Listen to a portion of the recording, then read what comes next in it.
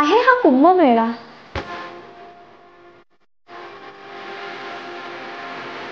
काही लोकांसाठी पवित्र स्नान, काही लोकांसाठी तपश्चर्या, तर काहींसाठी एक जागतिक उत्सव.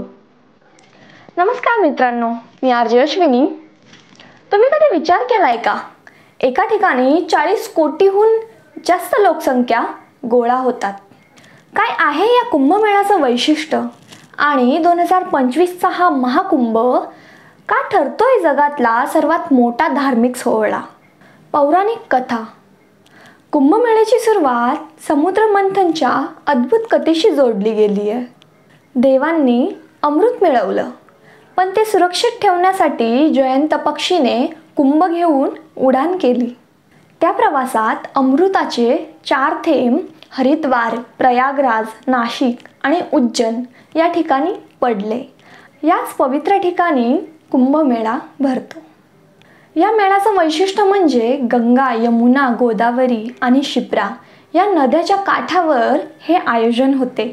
कुंभमेळ्याचं ठिकाण आणि चक्र. कुंभमेळा दर 3 वर्षांनी या 4 ठिकाणी होतो: हरिद्वार, प्रयागराज, नाशिक, उज्जैन. पण प्रत्येक 12 वर्षांनी येणारा हा पूर्ण कुंभ विशेष असतो आणि 144 वर्षानंतर होणारा हा महाकुंभ जगासाठी ऐतिहासिक ठरतो. 2025चा हा महाकुंभ प्रयागराजमध्ये 13 जानेवारीपासून सुरू आहे. अनेक महान साधू, संत आणि विदेशातील लोक यांची सुद्धा त्या ठिकाणी उपस्थिती आहे. शाही स्नान आणि धार्मिक महत्त्व. कुंभमेळ्याचं मुख्य आकर्षण म्हणजे शाही स्नान. साधू, संत, नागाबाबांच्या शाही मिरवणुका आणि पवित्र नदीत स्नान केल्यानंतर मोक्षाची प्राप्ती होते असे म्हटले जाते. पण फक्त धार्मिक दृष्टिकोन नाही, तर इथली उत्सव मूर्ती, गजबजलेल्या बाजारपेठा आणि संपूर्ण वातावरण तुमच्या जीवनाला एक नवीन ऊर्जा देते. 2025च्या महाकुंभाची खास वैशिष्ट्ये. प्रयागराजमध्ये 2025च्या महाकुंभाची जोरदार तयारी केलेली आहे.